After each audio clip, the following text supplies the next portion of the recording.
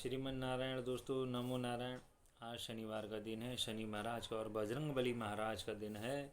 तो प्रणाम करता हूँ शनिदेव महाराज को, पवन पुत्र हनुमान को। तो दोस्तों, जैसे कि आप लोग जानते हैं कि राम और रावण का युद्ध चल रहा था। जब रावण को ये लगा कि रावण की मेरी सेना प्रभु राम की सेना के आगे हार रही है, तब रावण ने अपने उन 1000 राक्षसों को बुलाया युद्ध में, जो अजर अमर थे। रावण के आदेश पे उनके महामंत्री गए और उन राक्षसों को बुलाया कि महाराज का आदेश है कि आप रणभूमि में जाएं और प्रभु राम को और उनकी सेना का वध करें। ये जैसे ही संदेश विभीषण महाराज को पता चला, विभीषण महाराज भागते हुए प्रभु राम के द्वार पर गए और प्रभु राम के चरणों में गिर करके बोले कि हे प्रभु, बहुत बड़ी चिंता का विषय है। तब प्रभु राम मुस्कुराए और बोले, विभीषण आप कहिए जो भी चिंता का विषय है। तब विभीषण महाराज ने उनको सारी विस्तार पूर्वक कहानी वो बताई कि रावण उन 1000 राक्षसों को बुला रहा है जो अजर अमर हैं, और ऐसी स्थिति में हम कभी उनसे युद्ध नहीं जीत सकते। तब हम उनसे युद्ध नहीं जीत सकते। ये बहुत बड़ी चिंता का विषय था। प्रभु राम भी चिंता में डूब गए, उनकी सारी सेना, लक्ष्मण जी सब चिंता में डूब गए कि किस तरीके से हम इस युद्ध को जीतेंगे, कैसे हम सीता माता का उद्धार करेंगे और किस प्रकार विभीषण का राज तिलक लंका में होगा। ये चिंताएं सभी सेनाओं के और प्रभु राम के चेहरे पे साफ झलक रही थी। कुछ ही पल में हनुमान जी वहाँ पधारे और उन्होंने प्रभु राम को चिंता में डूबा देखा, तो वो प्रभु राम के चरणों में गिर पड़े और बोले कि हे प्रभु, आपका ये चिंता में डूबना मुझे कतई पसंद नहीं है। जो भी चिंता का विषय है कृपया करके आप मुझे बतलाइए, मैं आपका सेवक हूँ। तब प्रभु राम ने विभीषण को आदेश दिया कि सारी बातें हनुमान जी के समक्ष कहिए। तब विभीषण महाराज ने पवन पुत्र हनुमान को सारी घटना, सारी स्थिति का अवगत कराया। उनको बताया कि रावण की 1000 ऐसी सेना आ रही है जो अजर अमर है, जिनको वरदान मिला है। तब वो बजरंगबली मुस्कुराए और प्रभु राम के आगे हाथ जोड़ खड़े हुए।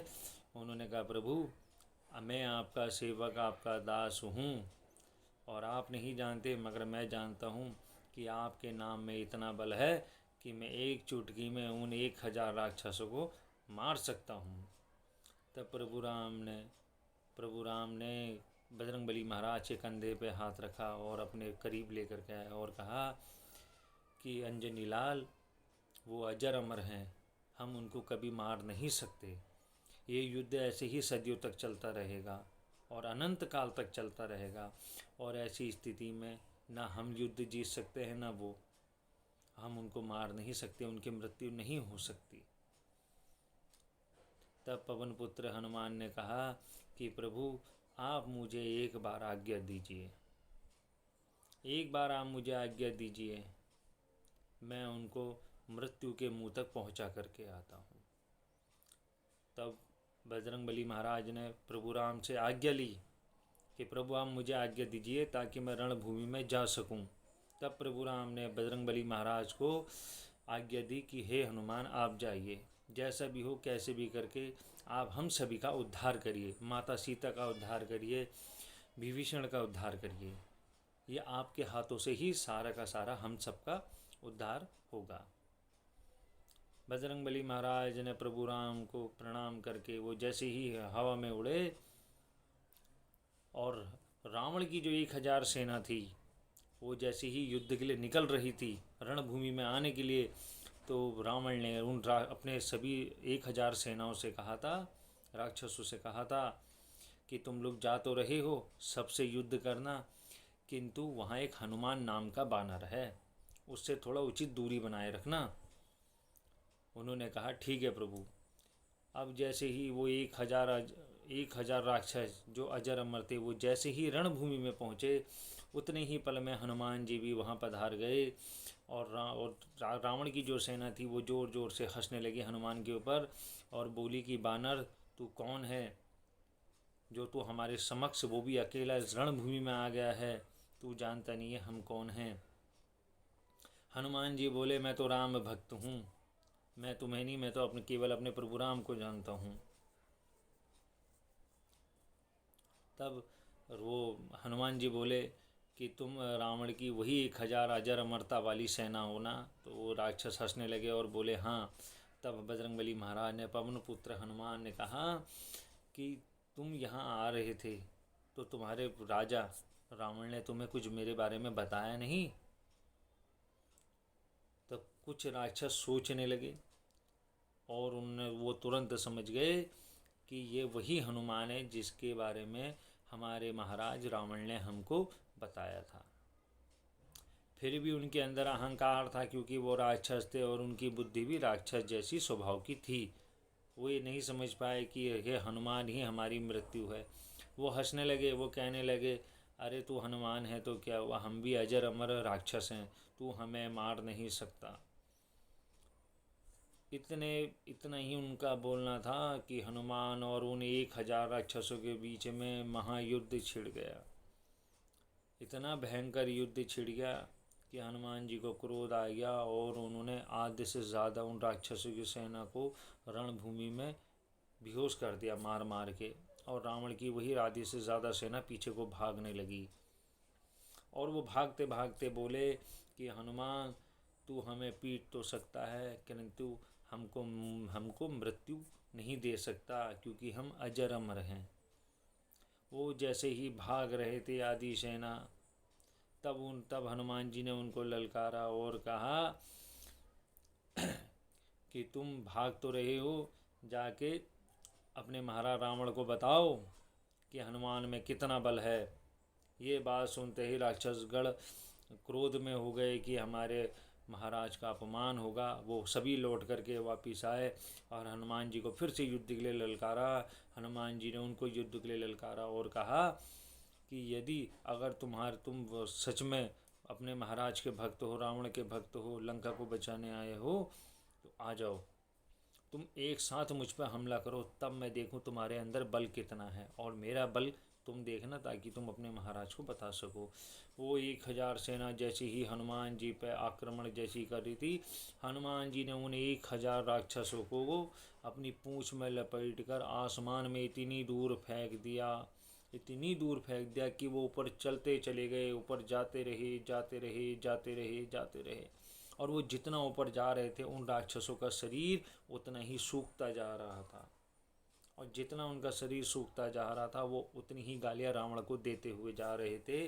और जो वरदान उनको मिला था अजर अमरता का, वो उस वरदान को भी गाली देते हुए जा रहे थे। तब हनुमान जी ने उनको पाताल लोक से भी ऊपर भेज करके प्रभु राम के समक्ष पहुँचे।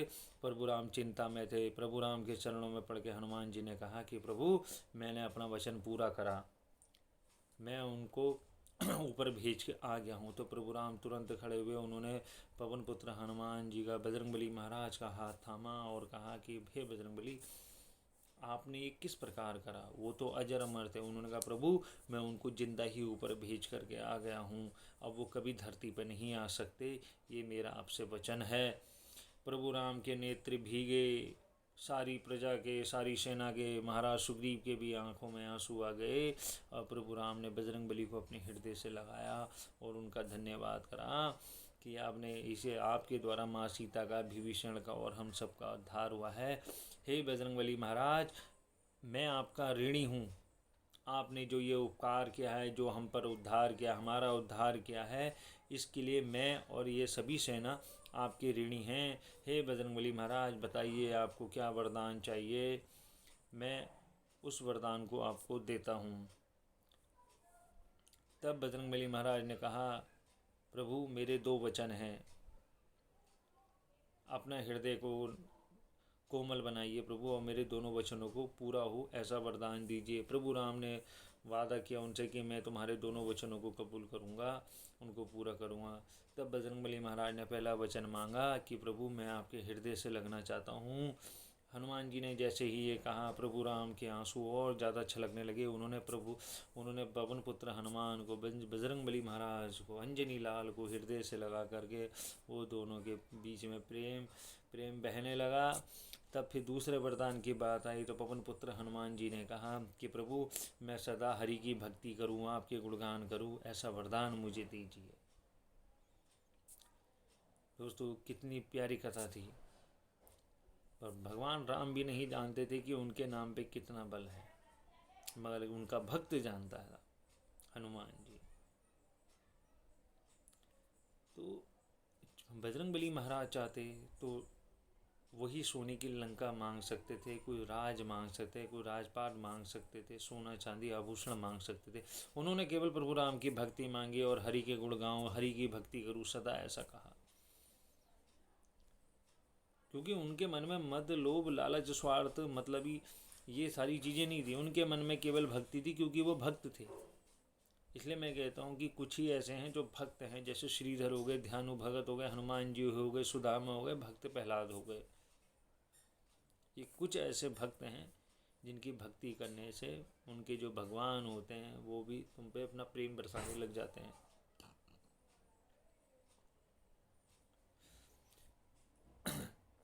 कुछ लोग हनुमान जी को पूजते हैं, जितना हनुमान जी को पूजते हैं उतना राम को पूजते ही नहीं है। और अगर हनुमान जी को पूजते भी हैं तो उस भाव से पूजते ही नहीं है कि राम जी का आशीर्वाद उन्हें मिले। क्योंकि कहीं मैंने पढ़ा था या किसी गुरु के वचन मैंने सुने थे कि भगवान से अच्छे उनके भक्त होते हैं।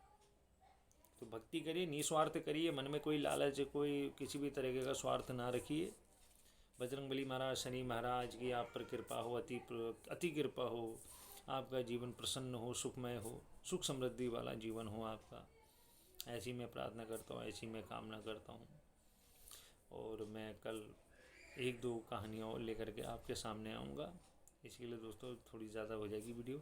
नमो नारायण, जय माता की, जय बजरंगबली महाराज।